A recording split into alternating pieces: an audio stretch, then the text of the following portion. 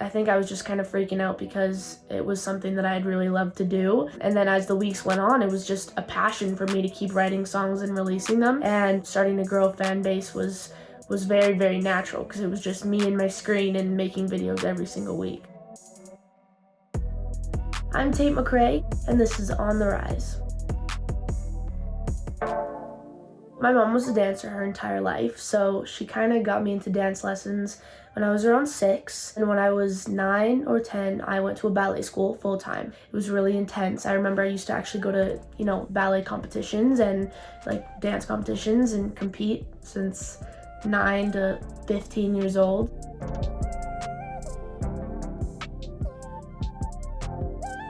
Me and my mom found this, one article, and it was like, So I Think You Can Dance is having a show for the younger generation. And, So I Think You Can Dance was one of my favorite shows ever and was kind of a dream for me since I was like super young. We tried to get my O1 visa as fast as possible, and it ended up working like the second right before the last audition, which was in New York. And I went there all the way from Canada and auditioned and made it through. And then it just was a whirlwind from there.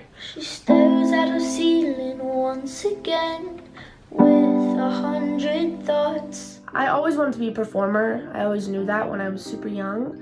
But it wasn't until I was about 13 that I decided to really get into writing. I started a YouTube channel. It was mostly for dance, but at one point I didn't have anything to post for my dancing, so I wrote a song. This song was called One Day, and this was when I was 13 years old. So that was like my first ever breakout as a singer. It was my first song that I had ever put out online. And then this song ended up going viral on YouTube, and I kept on posting original songs every week because it was working and people were liking it. And then I got contacted by 11 labels, flew out to New York, and it kind of just started from there. Honestly, I think I first called myself a singer when I was like 2. I thought I was a superstar when I was 3 years old. Now I would say that I'm, a bit more of a recognized singer in the industry. When I'm on YouTube, I think it was more of a passion for me and I didn't really know where it was going to go, but I say now at 17, I feel like I'm becoming a singer for sure.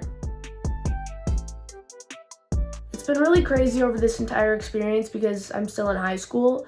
So I've been trying to finish up grade 12 over the past couple months while everything's been picking up and been kind of crazy. So I'll be back and forth from writing an essay to doing an interview to filming an award show. It's kind of crazy. I remember as the EMAs were on TV, I, at the same time, was like studying for my social midterm because it was the next day and it was the lamest thing ever.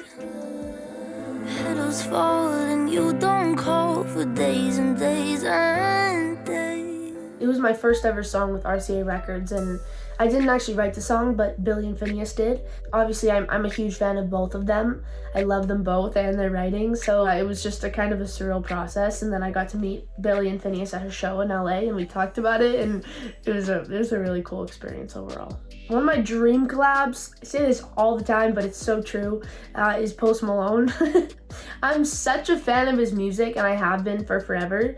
And usually I go through a lot of phases where I hate this kind of music, I love this kind of music, and I'm back and forth between country and rap and a million different styles. Post Malone has always been my favorite, and I love him, so him for sure. Maybe you like talking too much about yourself, but you should have told me that you were thinking about someone else. Right before we were supposed to shoot the You Broke Me First music video, I was on this little radio tour, and I got sent back to Canada in a day. We didn't even know we were leaving, and I got sent back. We hadn't filmed the music video yet. We were supposed to the next week, so they basically said, take your phone and do something, Tate, because we can't help you. I basically went up with a friend, took my mom's car, taped my phone to the front of her car, and my friend drove backwards on this random rooftop that we found. And we literally just filmed the music video on VideoStar, which is the app you use when you're 7 and you make fake music videos. I literally use that for a music video. And it's just funny to look back how many views it has, considering it was literally filmed on a kid's app. It's really funny.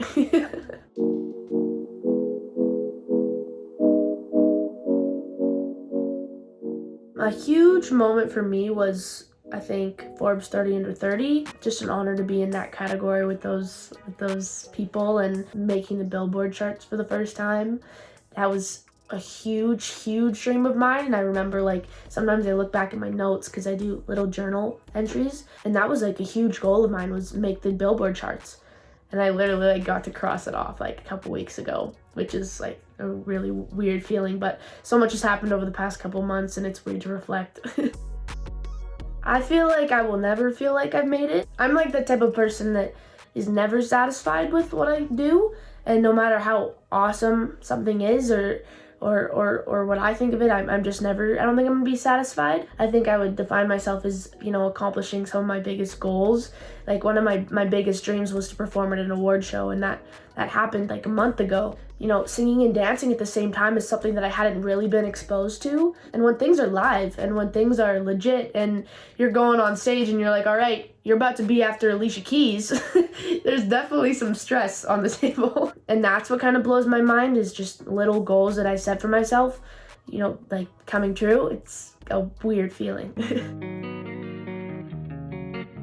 I have a lot of big goals. I have since I was really young. When I first like started making goals, I said I'm gonna make it onto one Spotify playlist. Like they're small goals, but then they actually, once you get to cross them off, it's like all right, now I can make other goals, and I'm constantly doing that. One of my biggest goals is obviously to perform at the Grammys. But I mean, that's like a really far-fetched goal, but it's still in my notes. I always like picture, how would you wake up in 5 years and what would be your dream scenario? So I think for me, I would want to be living in LA, definitely pursuing music, filming music videos in the studio, hopefully have an album out, and just be super proud of everything I put out and be in a really happy place. It's literally all I want.